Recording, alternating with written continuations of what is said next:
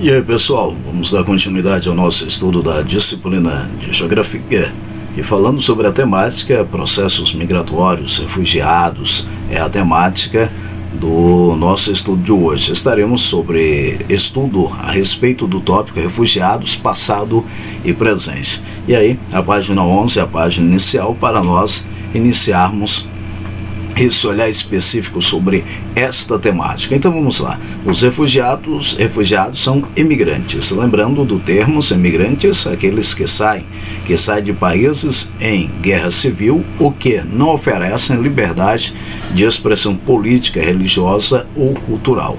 Desde a década de 1980, diversas crises provocaram migrações forçadas pelo mundo, como as guerras civis latino-americanas, exemplo aí Nicarágua, o Haiti, os conflitos do Oriente Médio nos países que compunham a ex-Iugoslávia, na Argélia, nos países africanos dos Grandes Lagos, na Costa do Marfim, nas regiões curdas, o Kurdistão, que é o desejo aí da fundação de um país. Os curdos passam a serem o maior número de pessoas de uma nação que não possui um próprio território, do Irã, do Iraque, Afeganistão e assim por diante. Mas recentemente a guerra civil na Síria e a crise política e econômica na Venezuela, no Haiti e na Nicarágua provocaram a saída de milhões de pessoas em direção aos demais países latino-americanos. E um dado aí mais recente, nós temos os venezuelanos que, por causa de questões administrativas, econômicas, têm buscado refúgio em outros países. E aí adentra também o que nós chamamos de uma visibilidade política diferenciada. Notemos ainda que os países que mais receberam refugiados durante a década de 2010 foram a Turquia e o Paquistão. Então, Turquia e Paquistão passaram a serem os dois países aí que mais receberam refugiados. A Turquia deslocaram-se mais de 3 milhões de sírios. Imaginemos aí, 3 milhões de pessoas que foram recebidas aí na Turquia. O Paquistão recebeu milhares de afegãos que fugiram de seu país pelo motivo dos sírios, em busca de melhores condições de vida. E aí a maioria dos refugiados migram para países vizinhos, onde ficam em grandes acampamentos, e esses acampamentos se destacam pela precariedade. Outros problemas que percebemos aí passam a serem somados à falta de escolas, de hospitais, à condição de saneamento básico, onde essas pessoas acabam ficando, passam a serem precárias ou até mesmo inexistentes, levando aí a grandes problemas ligados à saúde destas pessoas. Continuando, percebemos que uma outra temática que é importante para nós no entendimento desse capítulo passa a serem lugares ecúmenos e lugares anicúmenos. O que corresponde? Nós iremos observar que regiões com condições climáticas severas passam a serem habitadas e aptas à sobrevivência humana de maneira assim inapropriada. Logo, nesses espaços, ainda que o clima, o relevo sejam improváveis para moradia, os seres humanos conseguem habitá-los, e isso exige muitas adaptações e recursos que auxiliam na sobrevivência dos habitantes destas regiões. Porém, notaremos que essas áreas elas não serão áreas densamente povoadas. E aí nós temos dois mapas. E nós iremos observar que o primeiro ele mostra para nós o clima, ou os climas distribuídos em todo o território global, e do outro lado a densidade demográfica. E aí perceberemos que algumas áreas que elas são consideradas áreas anicúmenas. O que passam a ser essas áreas anicúmenas? Aquelas que não são densamente povoadas. Por que elas não são densamente povoadas? Perceberemos que há alguns elementos ou fatores que impossibilitam. Conforme o mapa, percebemos que o clima passa a ser uma descrição fundamental para o povoamento de determinadas regiões. Então, o fator clima ele passa a ser fundamental. Na página 15, nós teremos aí a descrição dessas palavras, ou seja, os lugares onde a humanidade ocupa são chamadas de ecúmenos, ou áreas ecúmenas, e os lugares onde a humanidade não encontrou condições para sua permanência são chamadas de anecúmenos.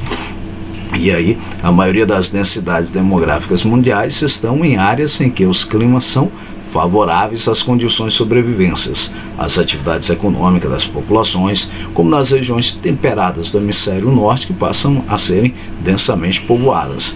Nestas partes da superfície terrestre, as características climáticas são mais favoráveis. E aí percebemos, com as 4 estações do ano bem definidas e com solos férteis para a prática da agricultura. Já lugares com extremos climáticos, desertos, florestas equatoriais, como no Brasil a floresta amazônica, que passa a ser muito quente, grande concentração de chuvas, passam a ser áreas de baixa densidade demográfica. Outro fator, a altitude, áreas como as cordilheiras passam a serem áreas anecúmenas com baixa densidade demográfica. Então percebemos que as áreas ecúmenas são as áreas povoadas, e essas áreas elas passam a ter um maior povoamento correlacionado a fatores econômicos, fatores climáticos, fatores que possibilita o processo de desenvolvimento e ampliação das pessoas nas regiões. Já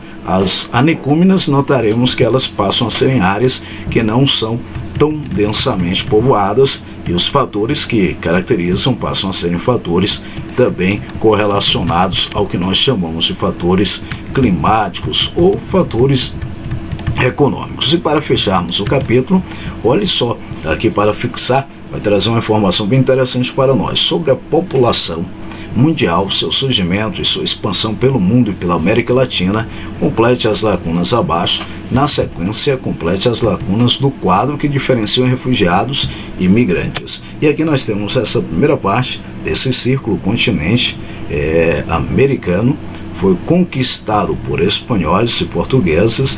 Depois da independência, diversos povos europeus migraram para a América. E aí vem a América Latina em destaque.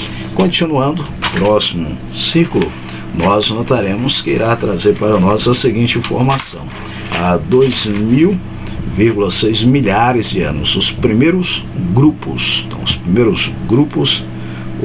desculpa, eu pulei um círculo aí, voltando então, depois migraram para a Europa. Uma glaciação causou seca na África e há 140 mil anos, e os povos migraram para o continente asiático.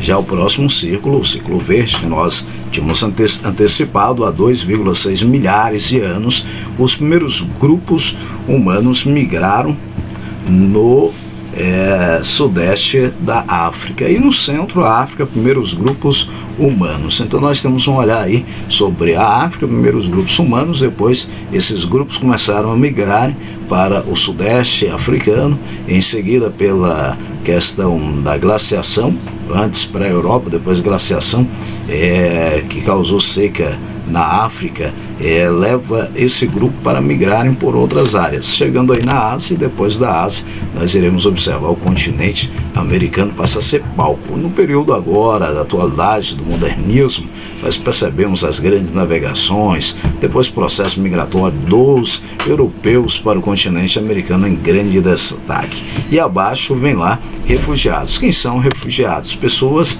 que é obrigada a saírem por questões econômicas, políticas, perseguições assim no contexto geral, e pessoas que é obrigada a deixar seu país devido a guerras, perseguições políticas e, entre eles, também desastres ambientais. Esses dados passam a serem trazidos para nós, basicamente pela a ONU em si, e nós iremos notar que a agência responsável para trazer esses dados da ONU é a Agência das Nações Unidas para Refugiados. Então, a Agência das Nações Unidas para Refugiados. Temos migrantes, são pessoas que mudam por livre escolha. E aí, busca de quê? Emprego, salário melhores, tratamento de saúde e melhores escolas, ou uma melhor educação. Estaremos dando pausa nesse momento e esperamos que nós tenhamos obtido aí a aprendizagem necessária sobre essas breves descrições sobre processos migratórios. Forte abraço, galera!